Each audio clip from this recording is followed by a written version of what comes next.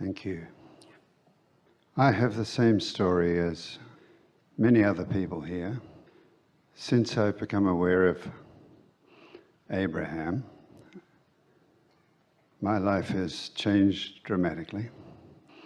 I've had enormous joy. 2 years ago, at the age of 66, I married 4 women. It was this beautiful girl that I found and her 3 daughters. And that was the attraction, that there was these 4 beautiful people. I've never experienced anything like that in all my life. I live in the house of my dreams, and my wife and I sit down on our front veranda every day, and our way of tuning into what you're teaching us is usually in the form of appreciation. Yeah, it's the fastest way, if you're in the vicinity, and you are. Yeah.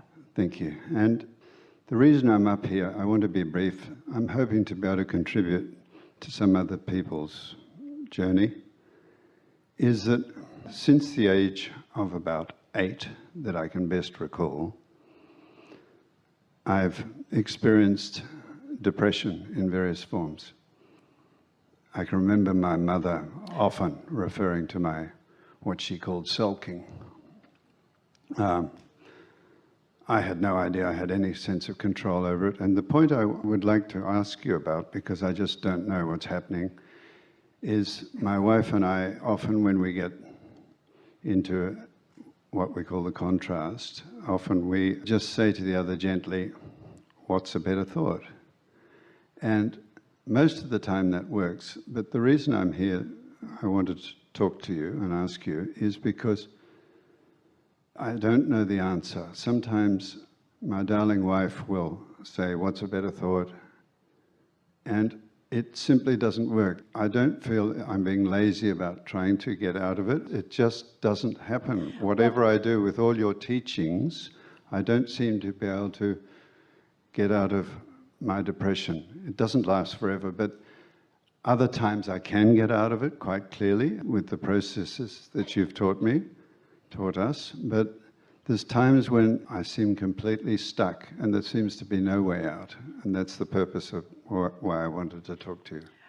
There are a number of things that we want to give to you, and it'll be easy for you to hear all of them. First, we want to say that this is another reason for a new focused awareness of step 5 that we have come upon together today. An awkward analogy is sometimes you have to drive through a rough neighborhood on your way to the picnic ground. And if you can acknowledge that it's all part of the journey and that it's not something that you're doing wrong.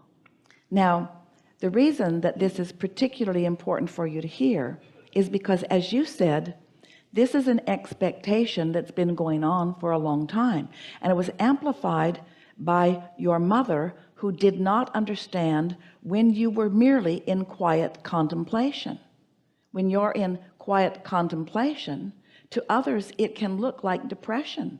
If you're not bouncing off the wall with enthusiasm, if you're not outside in the sunshine doing something really fun, if you're not talking about something, then you can be misunderstood in your withdrawal into contemplation as depressed. And that certainly was often the case when you were a youngster. You were not depressed, you were just having your alone moment. Yes. Well, so many times people are dependent upon each other for the infusion of interest and so forth. Jerry used to say to Esther frequently, he'd say, you know, I am a loner. And Esther would just smile and say, you poor person, because I never allow you a moment alone. It must be a living hell for you. And he would say, no, I like our alignment. In other words, but it was his way of letting her know that she didn't have to be there. Well, it was really his way of letting her know she didn't have to be talking all the time. That was really what he was trying to impart to her, which was a foreign idea to Esther, because if there are ears in the room, there should be sound going into them, is the way she is sort of looking at things. And so sometimes people are misunderstanding, and then it's sort of compounded. But let's assume, because you can tell by the way you feel, there are differences in the way you feel. And we started to say to you, but you headed us off, you were very wise, you were picking up on our thought. We started to say that depression for someone like you really is about lack of focus. But that's not completely accurate, because law of attraction is always underway.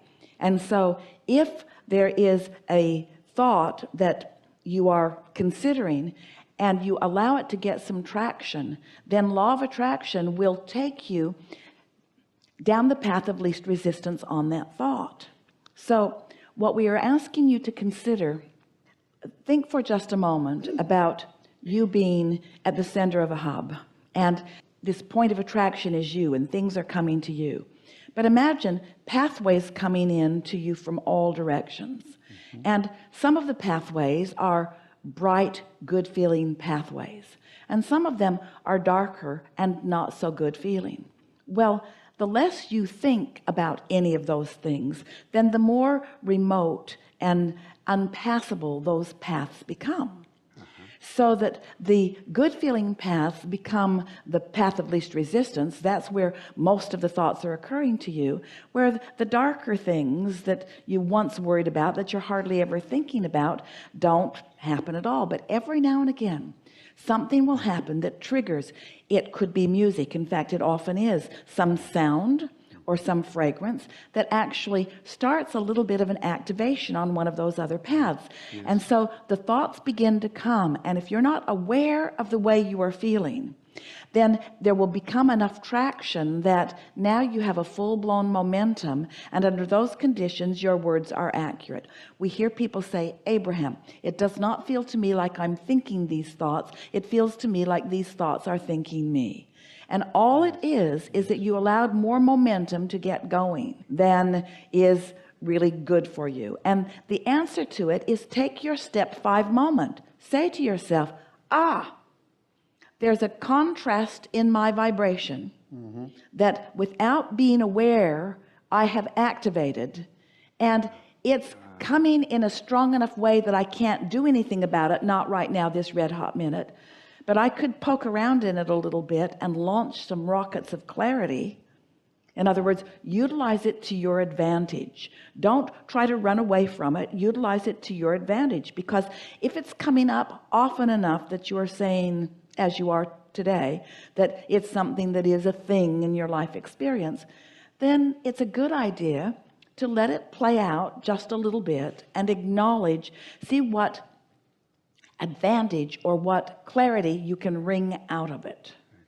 And then script around that, focus around that, feel the relief of all of that. We know for sure that the conversation that we had earlier today is the basis of helping you with this question, because you feel like you're doing something wrong when you feel that negative emotion. And we want you to know it's just your increased sensitivity to alignment that's making things that don't feel good stick out like bigger, sorer thumbs. That's really all that it is. There is an element, I'm aware, because I've had it for most of my life, I'm aware when I'm just in what's become a comfort zone. I've been depressed so often that I can regard it as a comfort zone.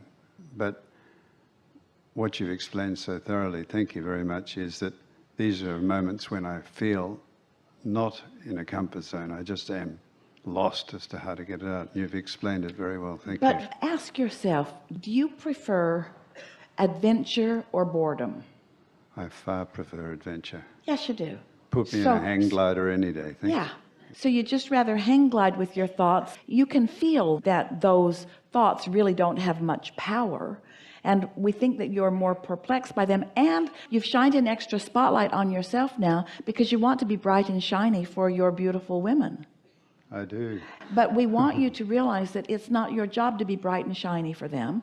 It's your job to feel good yourself. And from everything that we can feel around this is a very small part of your vibration. Oh, thank you. Just be easy about it and be playful about it and figure out what it's about. There's good stuff in that contrast. Okay. We might as well just give it to you since you're right here on the brink of discovering it anyway.